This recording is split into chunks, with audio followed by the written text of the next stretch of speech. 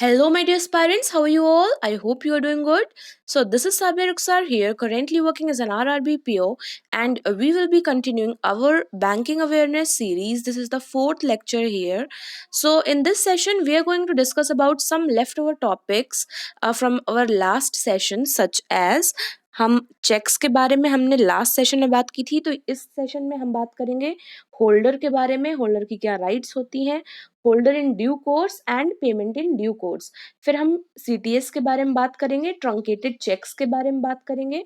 उसके बाद जैसे कि हमने यूसीबीस पढ़ा था, एसएफबीस पढ़ा था, पेमेंट बैंक्स पढ़ा था, उस तरीके से हम एनबीएफसीस के बारे में डिस्कस करेंगे और हम डिस्कस करेंगे प्रॉम्प्ट करेक्टिव एक्शन क्या होता है। ठीक है, so let's start the session. So what is holder? Holder क्या होता है? होल्डर इज दैट पर्सन, एक नेगोशिएबल इंस्ट्रूमेंट को जो पजेस करता है, who has the possession of the instrument in his own name. जैसे कि हम अगर चेक की बात कर रहे हैं, तो चेक जिसका है एक्चुअल में, जिसके ओन नेम पे है, and who has the right to recover the money mentioned there in, he is known as the holder. ठीक है, ना कि कोई चुराया हुआ, अगर किसी ने चेक उसको चुरा लिया है या किसी भी इंस्ट्रूमेंट को चुरा लिया है या किसी और तरीके से हासिल किया है, तो वो होल्डर नहीं कहलाएगा। समझ में आ रहा है ना? जो ओनर है उसका, who has the right to endorse, who is entitled to do the crossing thing, ये सभी चीजें जिसके पास है वो है होल्डर। ठीक है, he can claim the payment of the instrument and sue in his own name on the instrument. अगर चेक घूम भी जाता है तो he is entitled to get the duplicate copy, so he is known as the holder of the cheque. लेकिन holder in due course क्या होता है? होल्डर इन ड्यू कोर्स होता है वो इंसान, means that person who has obtained the instrument for lawful and valuable consideration. जिसने किसी कंसिडरेशन में, मतलब इसने इसको कुछ सर्विसेज प्रोवाइड की तभी इसने इसको कुछ दिया है। ठीक है, चेक दिया है, तो कंसिडरेशन होना जरूरी है। एंड समझ लीजिए इसके टाइटल में कुछ डिफेक्ट है, ये वाले इंसान के टाइटल में कुछ डिफेक्ट है, लेकिन इसने इस इंसान को चेक दे दिया है, तो ये जो पर्सन है ये इस डिफेक्ट के बारे में ना जानता हो। ठीक है, is not aware of the defect in the title of the immediate transferor and has nothing wrong in the instrument, he is known as holder in due course. ठीक है, इसके लिए कुछ कंडीशंस रिक्वायर्ड होती हैं। कंसिडरेशन, जैसा मैंने आपको बताया कि कुछ कंसिडरेशन होना चाहिए, and instrument must have been obtained before the amount mention therein becomes payable. जब तक वो पेबल ना हो जाए उससे पहले इंस्ट्रूमेंट उसके पास पहुंच जानी चाहिए, और डेट वगैरह जो है वो करेक्ट होना चाहिए। ठीक है, पोस्ट डेटेड नहीं होना चाहिए, and holder in due course must obtain the instrument without having any doubt in the title. ठीक है, मतलब he receives the instrument free from any defective title, उसने चुरा कर नहीं लिया है। ठीक है, और अगर इससे पहले वाले ने चुराया है तो उसको इस डिफेक्टिव टाइटल के बारे में अवेयरनेस नहीं है, उसे हम कहते हैं होल्डर इन ड्यू कोर्स। ठीक है, उसके बाद देखिए पेमेंट इन ड्यू कोर्स क्या होता है। कई बार हम कहते हैं कि बैंकर जो है वो तब तक नहीं किसी चीज में फंसेगा जब तक उसने पेमेंट इन ड्यू कोर्स करी हुई हो। तो payment in due course means when the cheques are passed in accordance with the apparent tenure of the instrument, मतलब टेन्योर उसका सही है, टाइम सही है, इन गुड फेथ मतलब सही इंटेंशन से दिया गया है, and without negligence to any person in possession there of. ठीक है, तो कुछ चीजें इसमें इंपॉर्टेंट होती है। अपेरेंट टेन्योर मतलब हमको डेट देखना है, नेम ऑफ द पेई देखना है कि हम सही इंसान को दे रहे हैं कि नहीं, वेदर चेक इज स्टेल और नॉट, पुराना तो नहीं है। ठीक है, बियरर और अदरवाइज मतलब हम बियरर को दे सकते हैं अगर बियरर स्ट्रक ऑफ ना हो, जैसा मैंने लास्ट टाइम बताया था। सबसे इंपॉर्टेंट होता है कि अमाउंट्स इन फिगर्स, जैसे 3000 रुपीज और यहाँ पर लिखा हुआ है 30,000, इन नंबर्स, तो ये गलत हो गया। दोनों मैच करनी चाहिए, और जहां पर दोनों मैच नहीं करेगी, एक अल्टीमेट डिसीजन अगर हमको लेना होता है तो हम वर्ड्स के बेस्ड पे लेते हैं, ठीक है। तो amounts in figures and words should match and there is no apparent visibility to the naked eye about the material alteration. मतलब कुछ कटपिट किया गया है जो कि हमको दिख रहा है, फिर भी हमने चेक को पास कर दिया, ये हमारी गलती है। This is not the payment in due course, ठीक है।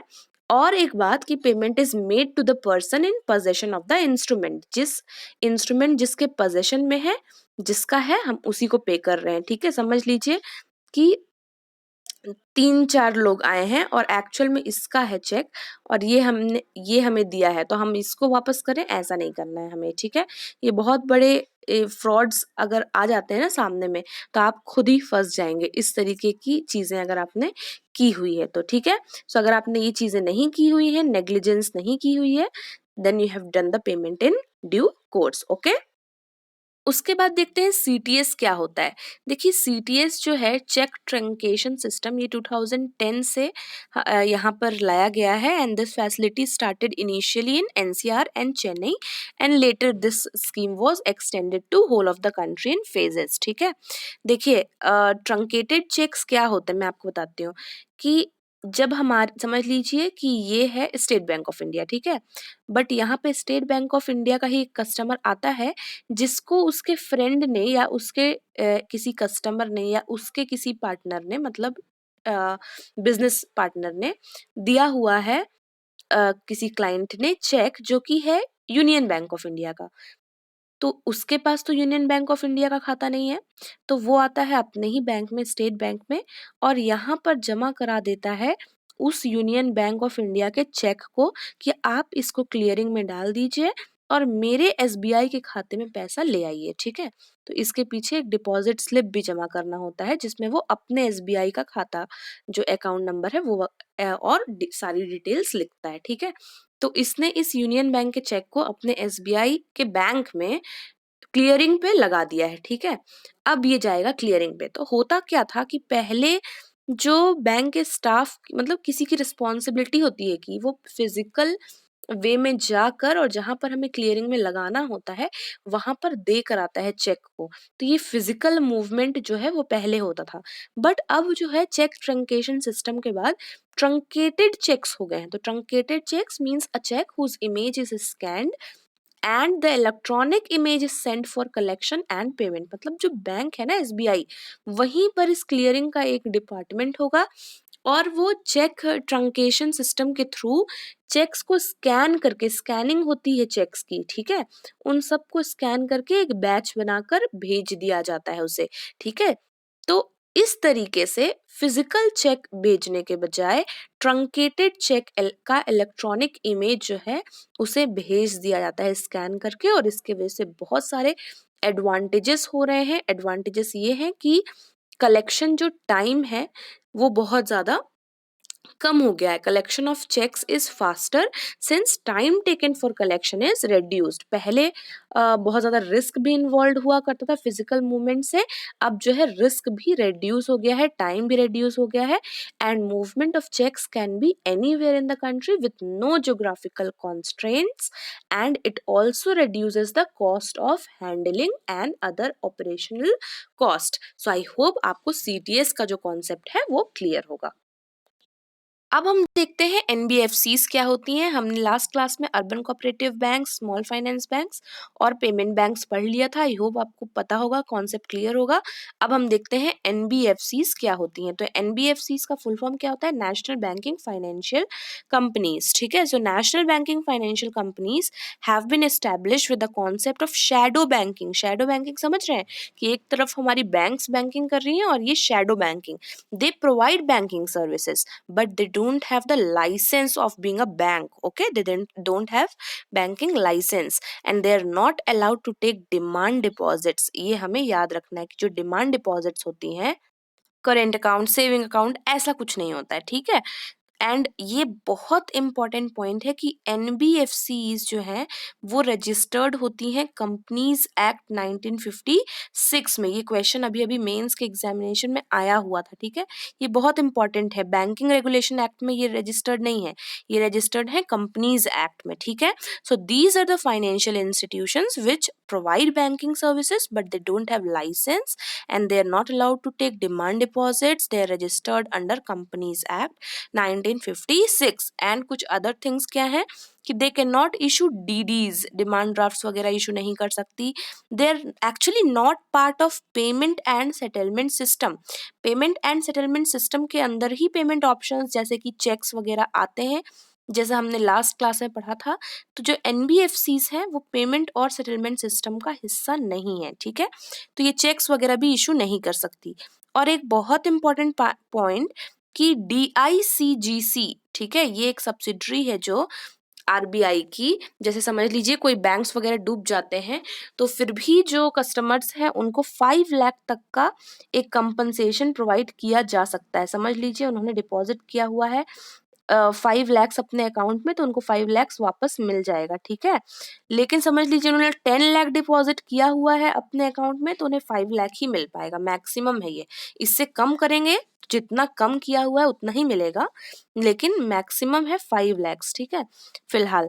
तो डीआईसीजीसी जो हमें कवर प्रोवाइड कर देता है वो एनबीएफसीज के केस में नहीं होता है, मतलब ये एनबीएफसीज को कवर नहीं करता है, ठीक है, इंश्योरेंस प्रोवाइड नहीं होता है। तो यहाँ पर एक्चुअली एनबीएफसीज करती क्या है, फिर मेन थिंग है लेंडिंग, ठीक है। सो लोन्स एंड एडवांसेस जो है ये करती हैं, and shares, stocks, bonds in सब में डील करती हैं, एंड इंश्योरेंस बिजनेस करती हैं, ठीक है। सो एनबीएफसीज के बारे में आई होप कि आपका कॉन्सेप्ट क्लियर होगा। अभी अभी एक करंट की चीज है कि आरबीआई ने प्रपोज किया था 4 tyre NBFCs, top layer, upper layer, middle layer and base layer, ठीक है। और एक और चीज रिकमेंड की गई थी कि एनपीए का जो क्राइटेरिया होता है यहाँ पे 180 डेज का होता है, इसे रिड्यूस करके 90 डेज ही किया जाए, ठीक है। जनरली 90 डेज ही होता है ना बैंकिंग में। एनपीएस के बारे में तो हम एकदम अच्छे से एक सेशन लाएंगे, बहुत ही इंपॉर्टेंट टॉपिक है, ठीक है।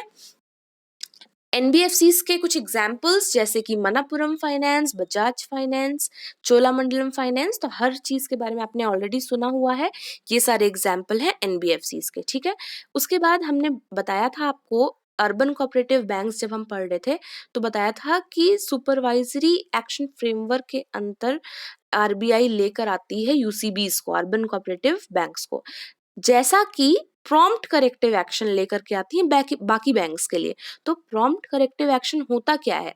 So prompt corrective action is a framework which was brought in 2002 and under which the financially weak and mismanaged banks are put under the watch by RBI, ठीक है। मतलब अपने वॉच, अपने कंट्रोल के अंदर लेती है आरबीआई, मॉनिटर करती है, ठीक है। देखिए आरबीआई इन सब चीजों को मॉनिटर करने के लिए 2 टाइप के टूल्स लाती है, एक क्वालिटेटिव, एक क्वांटिटेटिव। तो क्वांटिटेटिव मतलब नंबर्स से रिलेटेड, तो वो मैंने आपको बताया हुआ है, पढ़ाया हुआ है, रेट्स। रेट्स मतलब repo rates, reverse repo, CRR, SLR, ये सारी चीजें, ठीक है। लेकिन क्वालिटेटिव क्या होता है? क्वालिटेटिव आप बोल सकते हैं कि पीसीए एक क्वालिटेटिव है, ठीक है। तो PCA is one of the qualitative tool brought by the RBI and in this direct action is taken on the weaker banks to ensure the financial health of banks. कुछ conditions जैसे कि CRAR जो है, capital risk asset weighted ratio जो होता है, वो अगर 9% से नीचे चला जाए, नेट एनपीए जो है, नॉन परफॉर्मिंग एसेट्स, वो 10% से ज़्यादा बढ़ जाए, रिटर्न ऑन एसेट्स का क्राइटेरिया रखा गया है 0.25%, लेवरेज रेशियो वगैरह को भी इसमें देखा जाता है। ये सब कुछ मैं आपको अपने इंटरव्यू के जो सेशंस मैंने स्टार्टिंग में लिए थे उसमें पढ़ाया हुआ है, बट आप देखेंगे नहीं ना उसको जब तक इंटरव्यू आ नहीं जाएगा, तो इसलिए हम यहाँ पर बैंकिंग सीरीज में से रिपीट कर रहे हैं। तो ये सारी की सारी चीजें जब आउट ऑफ ऑर्डर हो जाती हैं, सारी की सारी चीजें, तब जो है आरबीआई प्रॉम्प्ट करेक्टिव एक्शन लेकर के आता है बैंक के ऊपर, और कुछ रेस्ट्रिक्शंस डाले जाते हैं, लेंडिंग वगैरह रेस्ट्रिक्ट कर दी जाती है और भी अदर रेस्ट्रिक्शंस डाले जाते हैं. तो this is a framework brought by RBI under which the financially weak and mismanaged banks are put under the watch. Okay, so I hope आपको सारी ये जो कॉन्सेप्ट हमने यहाँ पर बताई हैं ये क्लियर होंगी. और आज के लिए इतना ही, and let's end the session here. So this is Sabir Rukhsar here signing off. See you all in our next session. Till then, stay happy, stay blessed, keep learning, and thank you for watching.